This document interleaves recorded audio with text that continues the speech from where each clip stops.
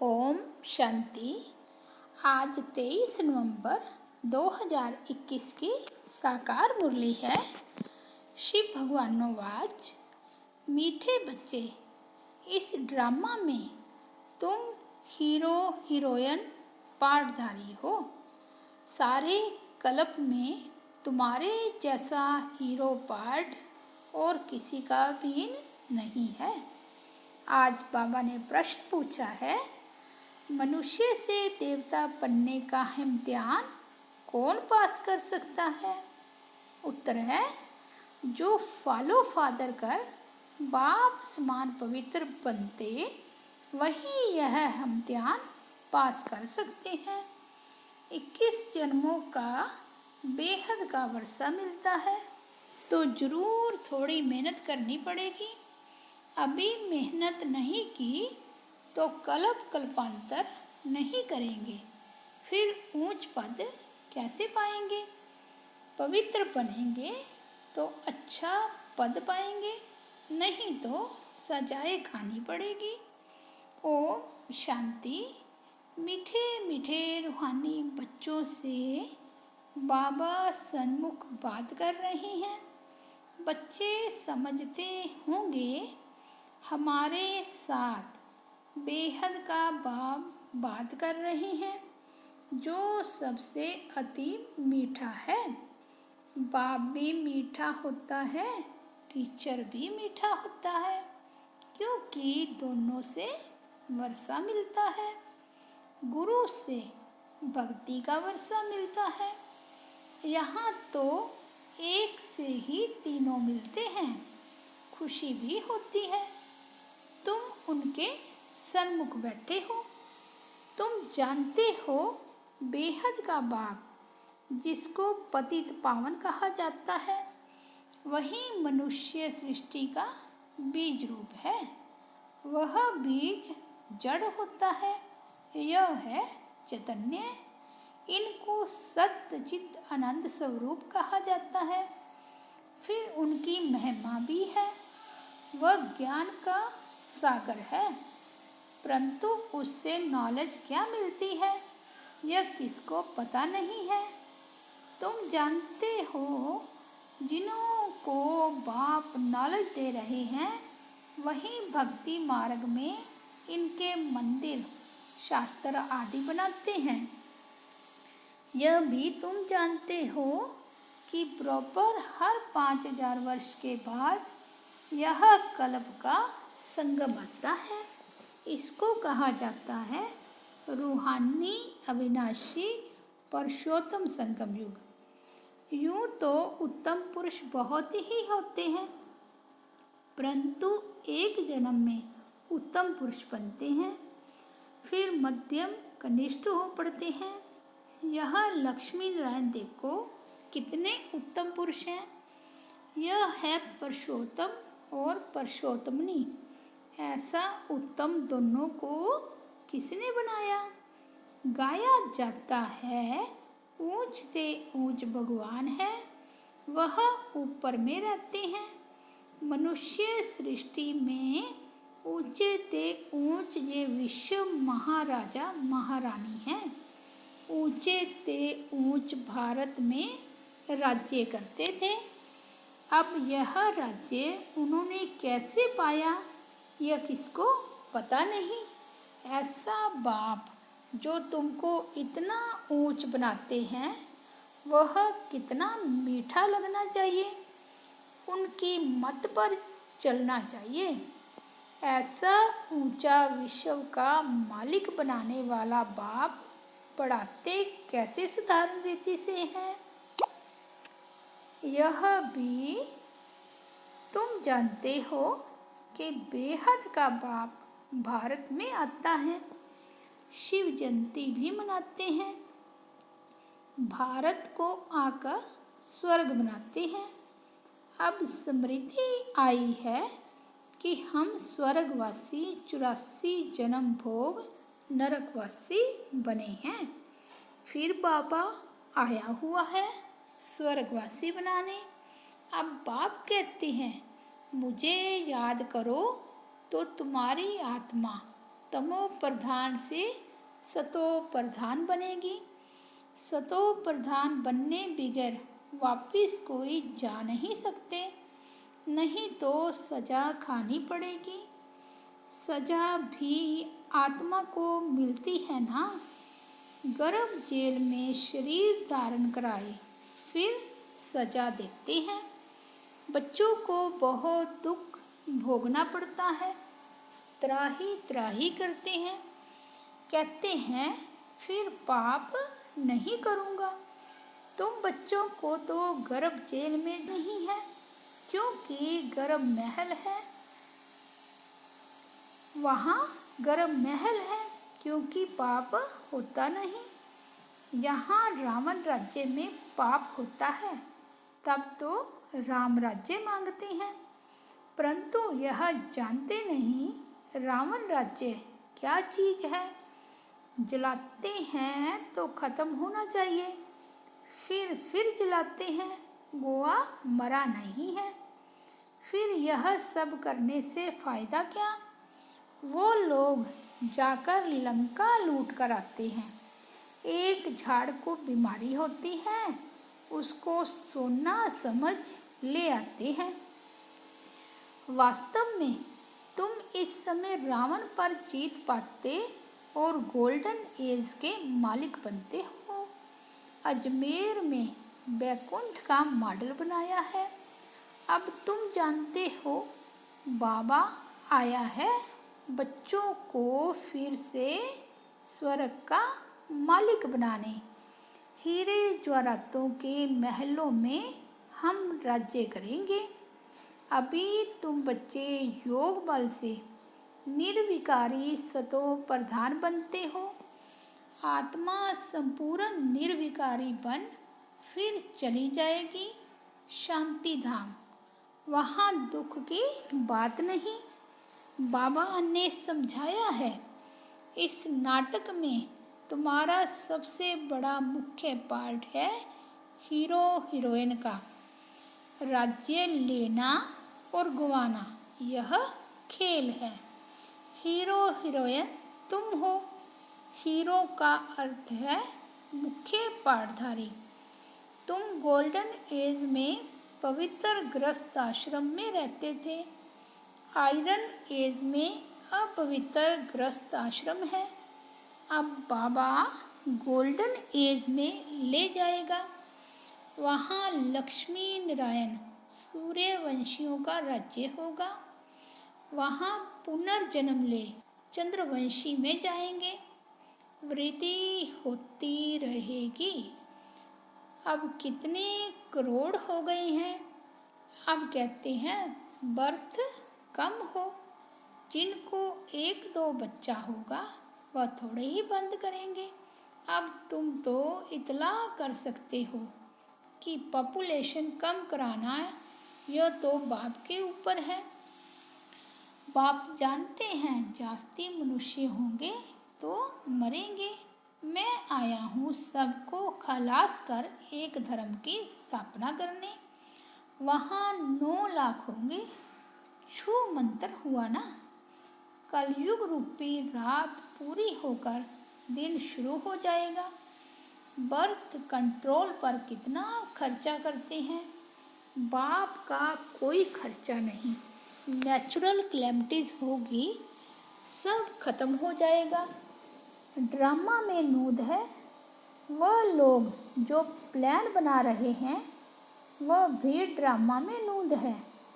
यूरोपवासी यादव, भारतवासी कौरव और पांडव, वे सब एक तरफ, इस तरफ 2 भाई भाई हैं। भारत में भाई भाई हैं जो अभी कलयुग में भाई भाई हैं। तुम अब निकल आए हो संगम पर। कौरव और पांडव एक ही घर के थे। आत्मा असल में भाई भाई है। तुम आत्माओं से ही पहले पहले बाबा मिला है। रेस में जो पहले पहले जाते हैं वह इनाम लेते हैं। तुम्हारी है याद की दौड़, यह कोई शास्त्र है में नहीं। बाप कहते हैं मेरे साथ योग रखो, यह योग की यात्रा इस समय ही होती है। यह यात्रा और कोई सिखला न सके। सतयुग में न रूहानी योग न जिस्मानी योग होता, वहाँ दरकार ही नहीं। यह इस समय तुम्हारी बुद्धि में बैठता है। ड्रामा में एक एक सेकंड का एक्ट समझाया है। इसको सप्तर्षण चक्र कहा जाता है। वास्तव में सप्तर्षण चक्रधारी अभी तुम बनते हो। 84 जन्मों का अथवा सृष्टि चक्र का नॉलेज तुमको है। सब माना आत्मा, आत्मा को यह ज्ञान है, तो अभी तुम बच्चे सप्तर्षण चक्रधारी बने हो। हम तुमको कहेंगे रूहानी बच्चों। सप्तर्षण चक्रधारी ब्राह्मण कुलभूषण। इन अक्षरों का अर्थ कोई नया समझ नहीं सकता। यह अलंकार तुमको नहीं देते हैं, क्योंकि तुमसे कोई भागंती हो जाते हैं। अभी तुम्हारी बुद्धि में 84 का चक्र है। अब नंबर 1 में जाएंगे। पहले घर जाकर फिर देवता बनेंगे, फिर क्षत्रिय व शूद्र बनेंगे। कितनी समझ की बात है। इतना भी कोई याद करे तो ओहो सौभाग्य। बाकी थोड़ा समय है, फिर हम स्वर्ग में जाएंगे। बाकी शास्त्रों में तो बहुत दंत कथाएं लिख दी हैं। कृष्ण जो सभी का प्यारा है, उनके लिए भी लिख दिया है सर्प ने डसा। यह हुआ। कृष्ण राधे से भी प्यारा लगता है, क्योंकि मुरली बजाई है। यह वास्तव में है ज्ञान की बात। तुम इस समय ज्ञान गणेश्वरी हो, फिर पढ़कर राज रजेश्वरी बनती हो। यह है एम ऑब्जेक्ट। तुमसे कोई पूछते हैं यहाँ का उद्देश्य क्या है, बोलो मनुष्य से देवता बनना। हम 100 देवता थे, 84 जन्मों बाद शूद्र बने, अब फिर ब्राह्मण बने हैं, फिर देवता बनेंगे। पढ़ाने वाला ज्ञान का सागर परमात्मा है, ना कि कृष्ण। यह राजयोग कोई भी सिखला ना सके। तुम कहते हो बाबा हम कल्प कल्प आपसे आकर राज्य भाग्य लेते हैं। यह भी तुम जानते हो। इस महाभारी लड़ाई से ही स्वर्ग के गेट खुलने वाले हैं। बाबा आकर राजयोग सिखलाते हैं तो जरूर स्वर्ग चाहिए, नरक खत्म होना चाहिए। यह महाभारी लड़ाई शास्त्रों में है। खांसी आई, किसको खांसी आई? यह किसको होती है? शिव बाबा को या ब्रह्मा बाबा को? किसी ने कहा ब्रह्मा को, तो बाबा ने कहा ये कर्म भोग है, अंत तक होता रहेगा। जब तक संपूर्ण बन जाए फिर यह शरीर भी नहीं रहेगा, तब तक कुछ ना कुछ होता रहेगा। इसको कर्म भोग कहा जाता है।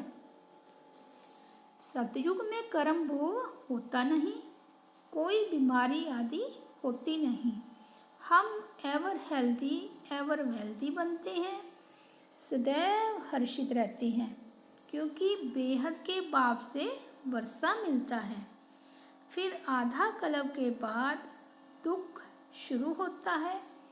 सो भी जब भक्ति वभ्य जारी हो जाती है, तब दुख जास्ती होता है। तब त्राही त्राही करते हैं और फिर विनाश होता है। अब तुम सन्मुख सुनते हो तो कितना मज़ा आता है। जानते हो यह हमारा सच्चा बाप, सच्चा टीचर, सच्चा सतगुरु है। यह महिमा एक ही निराकार बाप की है। वह है ऊंचे ते ऊंचा भगवान। उस बाप को याद करो तो ऊंच पद पाएंगे। यह कोई साधु संत महात्मा तो तख्त पर नहीं बैठता है, कभी बाप पढ़ने भी नहीं देते हैं। बाप कहते हैं, मैं तुम्हारा ओबीडेंट सर्वेंट हूँ, मुझे पैर कहाँ है, तुम माथा किसको टेकेंगे। बहुत गुरुओं को माथा टेकते टेकते तुम्हारी टिप्पण ही घिस गई है। जो भक्ति मार्ग में होता है वह ज्ञान मार्ग में हो न सके। भक्ति मार्ग में कहते हैं, हे राम। बाप कहते हैं, यहाँ कोई आवाज़ नहीं करना है, अपने को आत्मा समझ गुप्त बाप को याद करना है। हे शिव भी कहना नहीं है, तुमको आवाज़ से परे जाना है। बच्चे को अंदर में बाप याद रहता है। आत्मा जानती है कि यह हमारा बाबा है, तुमको अंदर गुप्त याद करना है। इसको अजबा जाप कहा जाता है। जाप नहीं करना है, माला अंदर फेरो या बाहर फेरो, बात एक ही है। अंदर फेरना कोई गुप्त नहीं, गुप्त बात है अपने को आत्मा समझ बाप को याद करना। वह शिव बाबा, यह प्रजापिता ब्रह्मा। तुमको डबल इंजन मिली है श्रृंगारने लिए, इनकी आत्मा भी श्रृंगार रही है। फिर सब चलेंगे पियर घर, वहाँ से फिर ससुर घर विष्णुपुरी में आएंगे। यह है डबल पियर घर, अलौकिक, वो लौकिक व अलौकिक। इस अलौकिक बाप को कोई जानते नहीं, तब कहते हैं, इस गादा को क्यों बिठाया है। यह किसको पता नहीं है कि इस तन से परमात्मा पढ़ाते हैं। यह बहुत जन्मों के अंत में पूज्य से पुजारी बने हैं, राजा से रंक बने हैं। बाबा समझाते हैं, इस तन में मैं प्रवेश करता हूँ, फिर भी किसकी बुद्धि में बैठता नहीं। मंदिरों में बैल रख दिया है। अब शंकर तो है सूक्ष्म वतनवासी, सूक्ष्म वतन में बैल आदि तो होते ही नहीं। बैल अर्थात मेल, भागीरथ को मेल दिखाते हैं। मनुष्य तो बिल्कुल बेसमझ बन पड़े हैं। बाप कहते हैं, रावण ने बेसमझ बनाया है। खुद कहते हैं राम राज्य चाहिए। अब राम राज्य तो सतयुग में होता है, कलयुग में रावण राज्य। राम और रावण भारत में होता है। शिव जयंती भी भारत में मनाते हैं, रावण जयंती नहीं मनाते क्योंकि दुश्मन है। जयंती उसकी मनाई जाती है जो सुख देता है। अब शिव बाबा आकर ज्ञान सुनाते हैं और रावण पर जीत पहनाते हैं। अब तुम जानते हो रावण क्या चीज़ है, कब आते हैं, एक्यूरेट हिसाब बताया जाता है। यह बातें अच्छी रीति धारण करो, भूलो मत। ज्ञान सागर के पास बादल भरकर आए हो, भरकर वर्षा बरसानी है। धारणा बड़ी अच्छी चाहिए। यहाँ तुम सन्मुख बैठे हो, भासना आती है हम बेहद बाप के सन्मुख घर में बैठे हैं। ब्राह्मण कुलभूषण भी हैं, मम्मा बाबा भी हैं। बाबा हमको टीचर के रूप में पढ़ा रहे हैं, सतगुरु के रूप में साथ ले जाएंगे। वो गुरु ले नहीं जाते, गुरु का काम है फॉलोअर्स को साथ ले जाना। वास्तव में वह फॉलोअर्स भी है नहीं, वह सन्यासी, वह गृहस्थी, तो फॉलोअर्स कैसे ठहरे। तुम शिव बाबा को भी फॉलो करते हो, ब्रह्मा बाबा को भी फॉलो करते हो। जैसे ये बनते हैं तुम भी बनते हो। हम आत्मा पवित्र बन बाबा के पास चली जाएंगी। बाबा कहते हैं मामेकम याद करो, सच्चे सच्चे फॉलोअर्स तुम हो। बाप कहते हैं मैं आया हूँ तुमको ले जाने के लिए। अब ज्ञान चिता पर बैठो तो ले जाऊंगा। सतयुग में लक्ष्मी नारायण का राज्य था। उस समय और सब धर्म शांति धाम में थे। यह बातें बड़ी सहज है। बाबा के फॉलोअर्स बनो। जितना पवित्र बनेंगे अच्छा पद पाएंगे, नहीं तो सजा खानी पड़ेगी। जाना तो जरूर है। 21 जन्मों का वर्षा मिलता है तो क्यों नहीं मेहनत करनी चाहिए। अब मेहनत नहीं की तो कल्प कल्पांतर नहीं करेंगे, फिर ऊंच पद कैसे पाएंगे। यह बड़ा बेहद का क्लास है। एक ही इम्तिहान है, मनुष्य से देवता बनना है। अच्छा, मीठे मीठे सिकिलदे बच्चों प्रति माता पिता बाप दादा का याद प्यार और गुड मॉर्निंग। रूहानी बाप की रूहानी बच्चों को नमस्ते। हम रूहानी बच्चों की रूहानी बाप दादा को याद प्यार गुड मॉर्निंग और नमस्ते। धारणा के लिए मुख्य सार है, एक बाप का सच्चा सच्चा फॉलोअर बन पूरा पूरा पवित्र बनना है। 21 जन्मों का वर्षा लेने का पुरुषार्थ करना है। मुख से हे शिव बाबा भी नहीं कहना है, आवाज़ से परे जाना है। अपने को आत्मा समझ अंदर में बाप को याद करना है।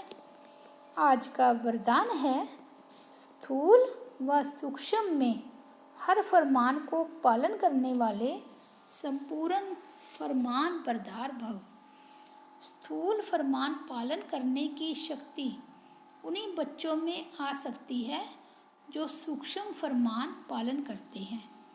सूक्ष्म और मुख्य फरमान है, निरंतर याद में रहो व मन वचन कर्म से पवित्र बनो। संकल्प में भी अपवित्रता व अशुद्धता न हो। यदि संकल्प में भी पुराने अशुद्ध संस्कार टच करते हैं तो संपूर्ण वैष्णव व संपूर्ण पवित्र नहीं कहेंगे। इसलिए कोई एक संकल्प भी फरमान के सिवाय न चले, तब कहेंगे संपूर्ण फरमान बरदार। आज का स्लोगन है, बाप को जानकर दिल से बाबा कहना ये सबसे बड़ी विशेषता है। अच्छा, ओम शांति।